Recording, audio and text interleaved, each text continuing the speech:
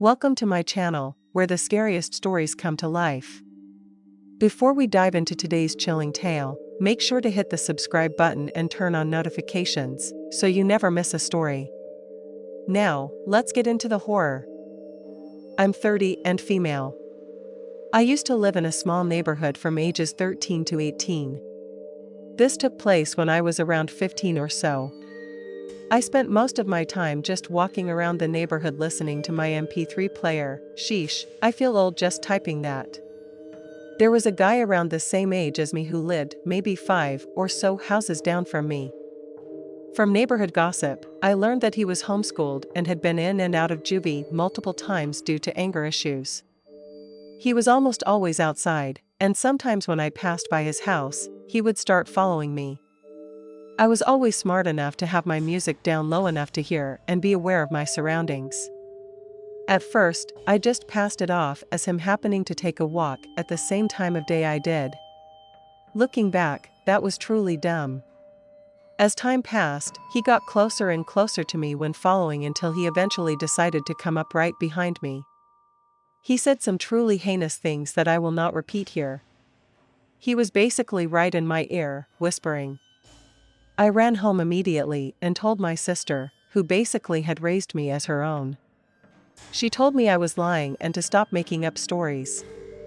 For a while, I stopped going out walking unless I needed fresh air and exercise. I tried going regularly again after maybe 2 months or so. Sure enough, there he was. He came up right behind me and started to say those awful things again. I turned up my music and ignored him.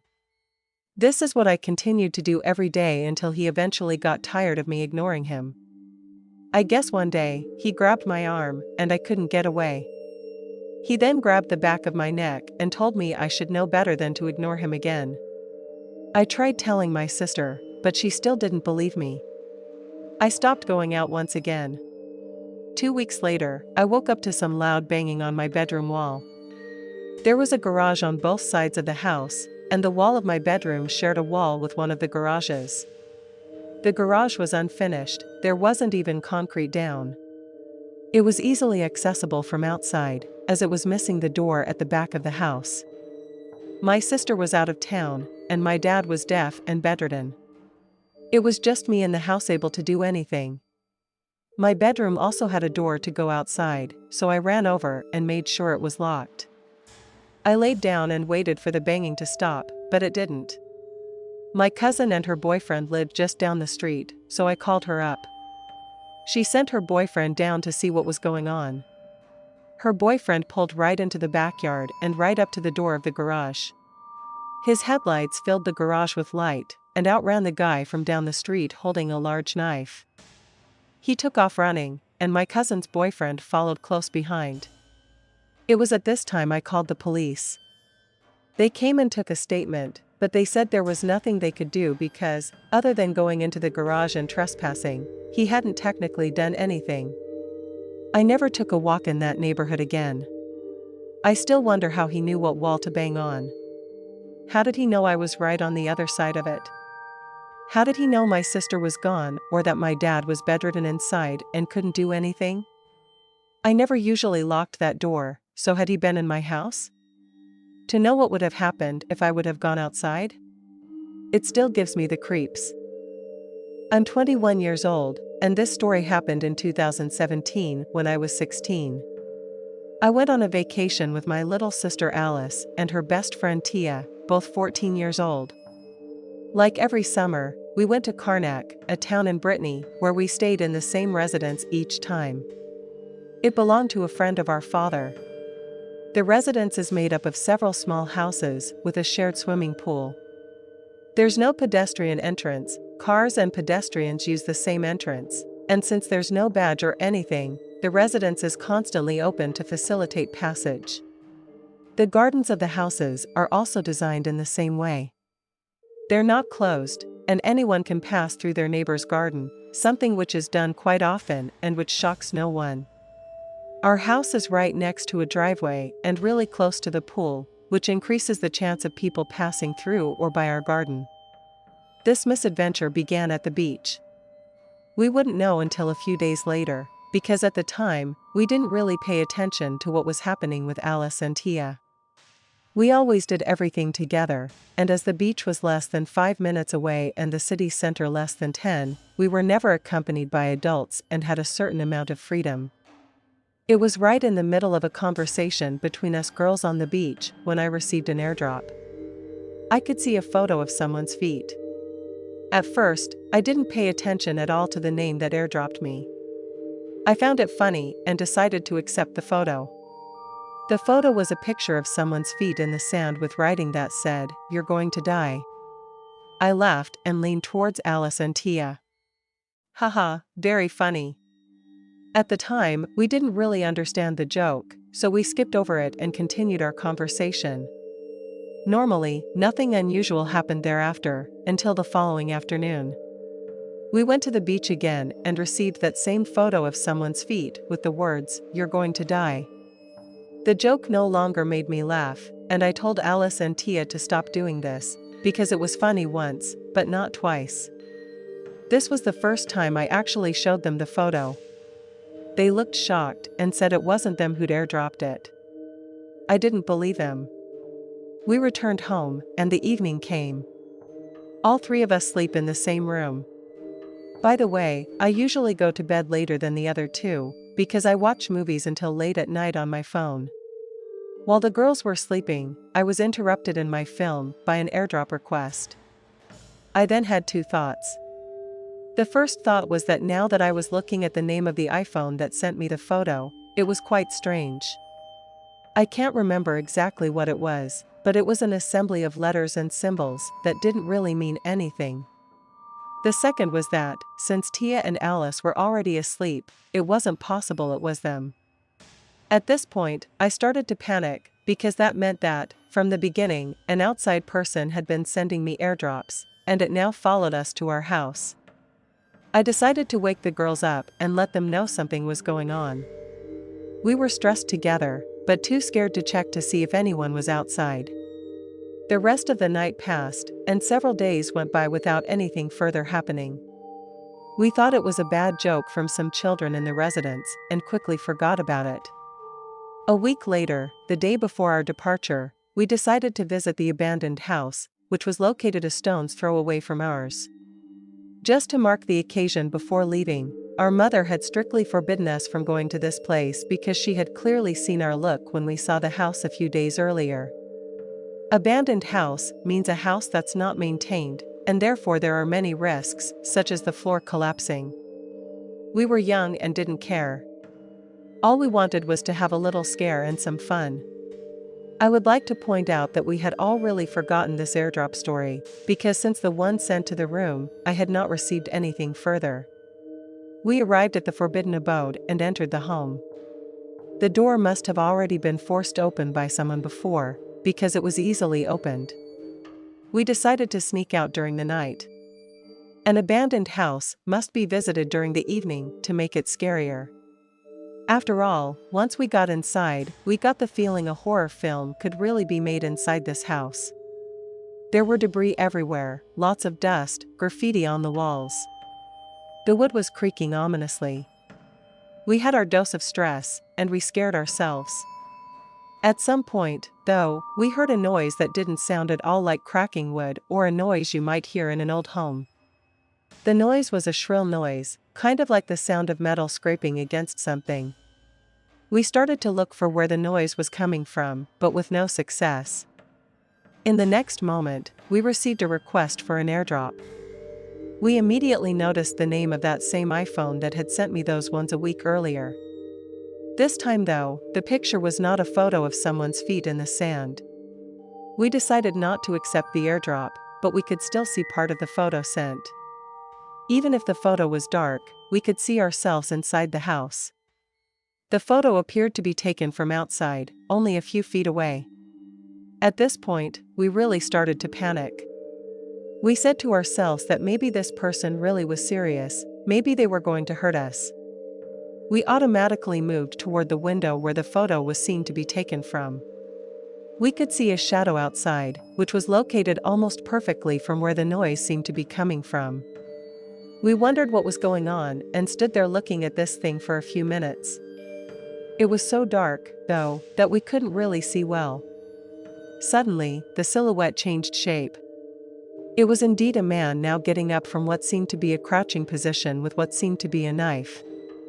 He was scraping it against the post next to him. That was the source of the noise. We were sure now it was this stranger who had been sending us the airdrops all along, because there was no one else around. It didn't stop there, though. He suddenly began to run at us. At this precise moment, we decided to quickly flee from the house. We knew that if we came face to face with this stranger, something bad was going to happen. Luckily, the back door was also open. We wouldn't have had time to run away and escape from the man if we'd had to go through the front door. We ran with all our strength without looking back and arrived at the residence. Once we arrived, we noticed that we could no longer hear the stranger following us, but we did hear a laugh quite far away from us, which really made us shiver. He was stopped in the middle of the road. He pointed at us and laughed, then turned around and left. We hurried back into the house, and we finally realized what just happened. We said to ourselves that we'd likely just escaped the worst-case scenario. We never told our parents our story. We were forbidden from going into the house, and we were afraid of the repercussions. The same goes for the police.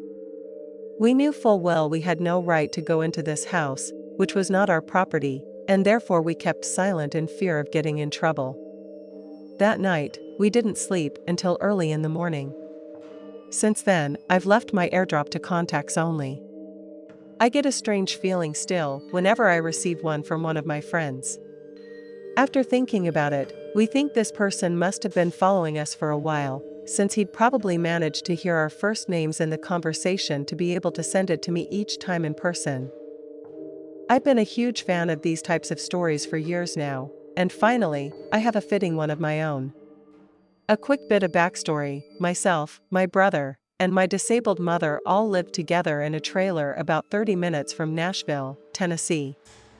I was wary of moving there at first, due to the stereotypes you may hear about trailer parks. Luckily, though, it was not nearly as bad as we'd been led to believe. We had zero issues in the last 10 years we've been here.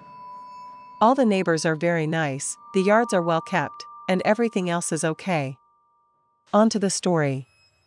About a week ago, we were finally putting up our Christmas tree, drinking probably a little bit too much beer, and listening to Christmas music. The Christmas spirit was really in full swing. During our random banter, though, my brother suddenly said, "Oh yeah, I can't believe I forgot to tell you. Earlier today at work, the owner had to kick out some guy who was acting really creepy." My brother works as a stalker at a family-owned little market about a mile from our home. He went on to tell me this younger-looking guy was pacing the aisles, sometimes standing still for minutes and not responding whenever anyone would ask if he needed help finding something.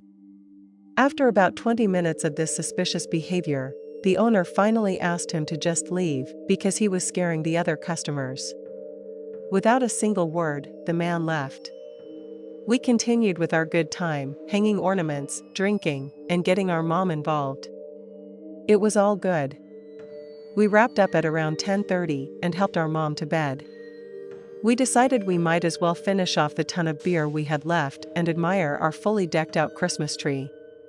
Around 11:30, we decided to go out on the front porch to share a cigarette, as we usually did when we had a good buzz going. My brother opened the door and almost immediately shut it back closed. I asked him what was wrong.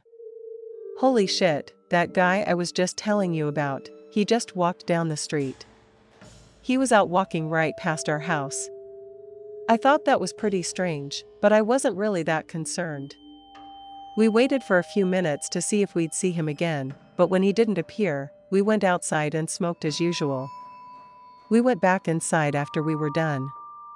My brother and I aren't troublemakers at all, but I am pretty confident in our ability to defend ourselves if we had to. At this point, these were just thoughts in the back of my mind, though. After all, I hadn't even seen the guy yet, and he didn't seem to be sticking around. Fast forward to about 2 a.m. We were more than drunk enough to go ahead and call it a night. After one more cigarette, my brother opened the door. Immediately, I could hear him saying, "Whoa, whoa, whoa, hey, man, you good? Hey, buddy, what's up? You good?" I was in the kitchen at the time, but quickly decided something didn't sound right. I rushed over to the door, and what I saw when I got to it was a younger man standing on our deck. He was pretty tall, about 6'4". I was realizing for the first time this must be the guy he'd been talking about. One thing my brother must not have gotten close enough to notice at work earlier, though, was this guy's eyes. I'm not exaggerating when I say I've never seen anything like it.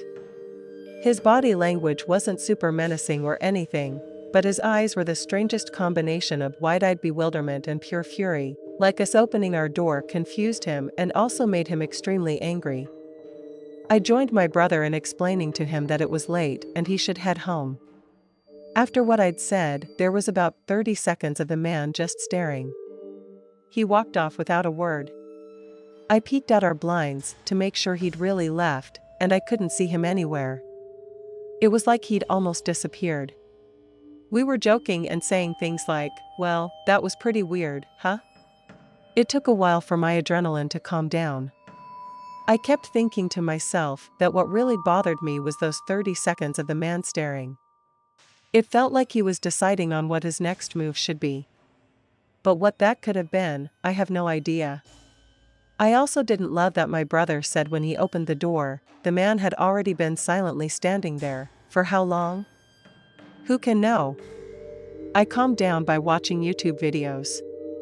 After another 30 minutes or so, I finally said to my brother, "Okay, man, let's just go to bed. I'll take one more look outside to be safe."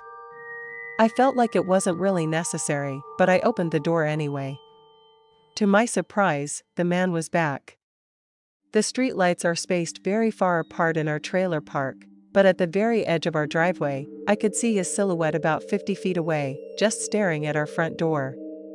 I should mention he wasn't there texting or on the phone with someone or doing anything else, he was just there, standing and staring. I do feel a little bad in hindsight, because I'm sure this poor guy had some serious mental issues occurring, but between being drunk and exhausted and the furious looks he was giving us, I was over it. I put some bass in my voice. "Hey, man, you can't just keep coming back to our driveway. You're being creepy. Just leave us alone." I didn't really want to call the cops on him. His demeanor didn't change at all, but the second I mentioned the word cops, that seemed to do the trick. He turned around and walked away. I hope we handled it well.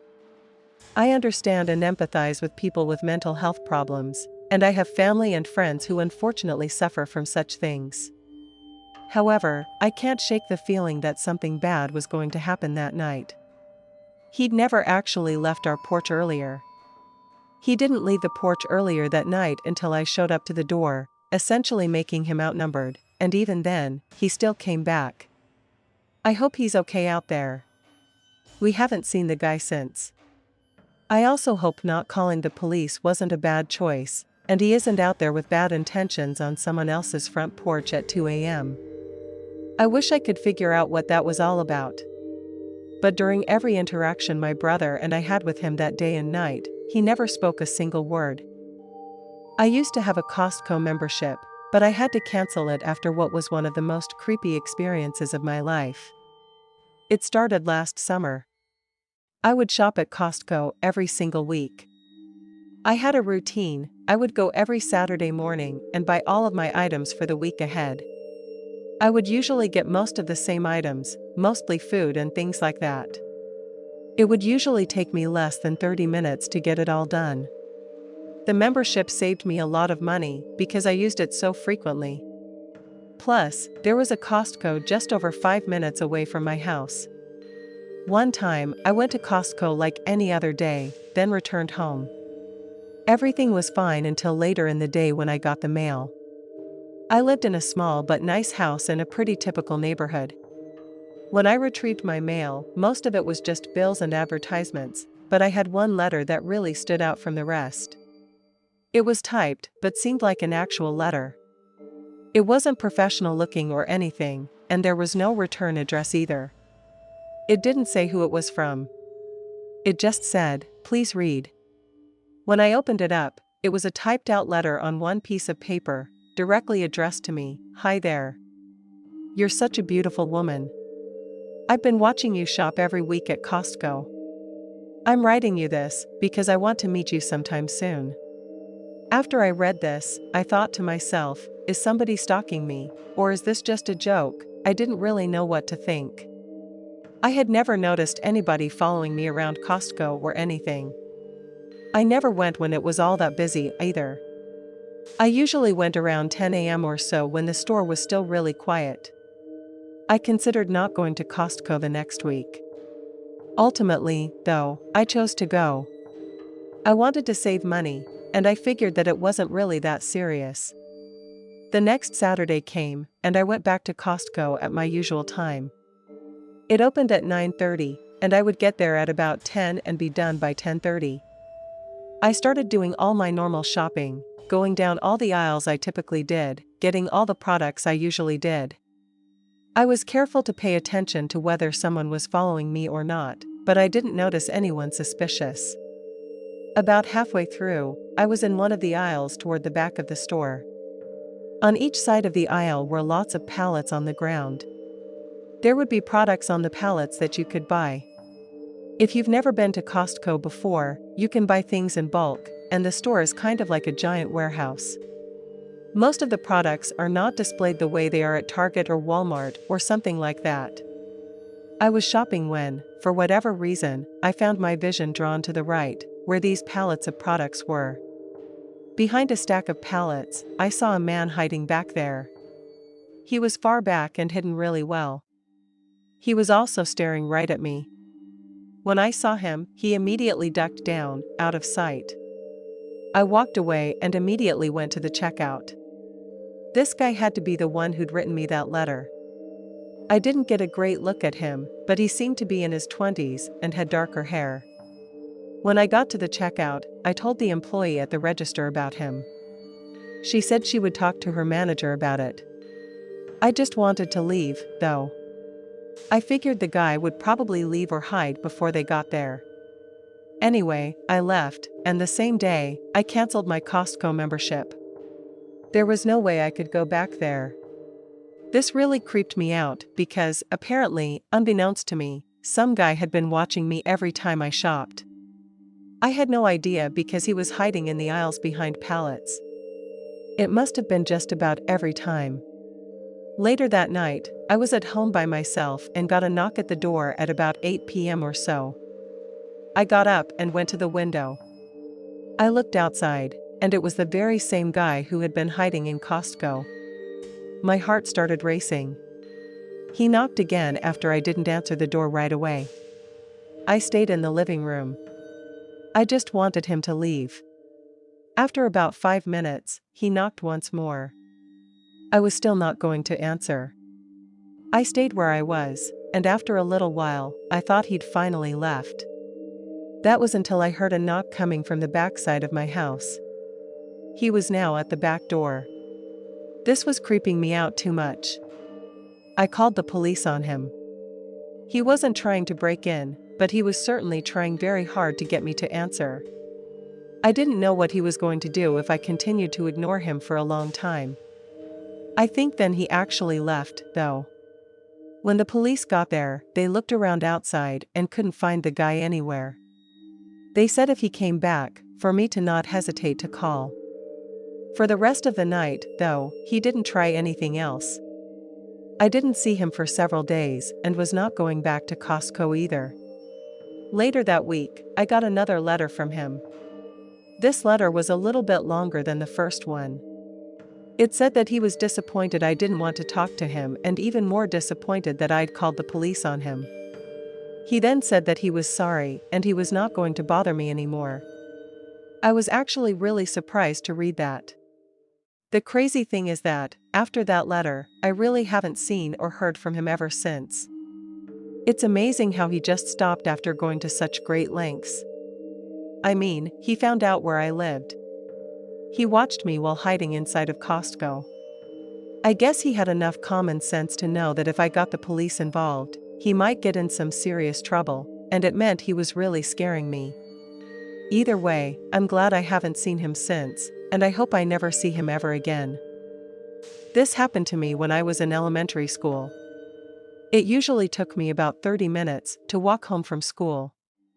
On the way home, there were 2 sets of traffic lights on a big 2-lane road. My school was by the seaside, and I loved it. I used to walk in a group of close friends, about 3 or 4 of us, and we would chat about all the latest fads, fashion, homework, that sort of thing. It was a really fun time for me when I think back on it. It was summertime in my 3rd year of elementary school. As usual, I was waiting for my friends outside on the playground after school had finished. I noticed an old man in a white car, kind of eyeing me through his open window.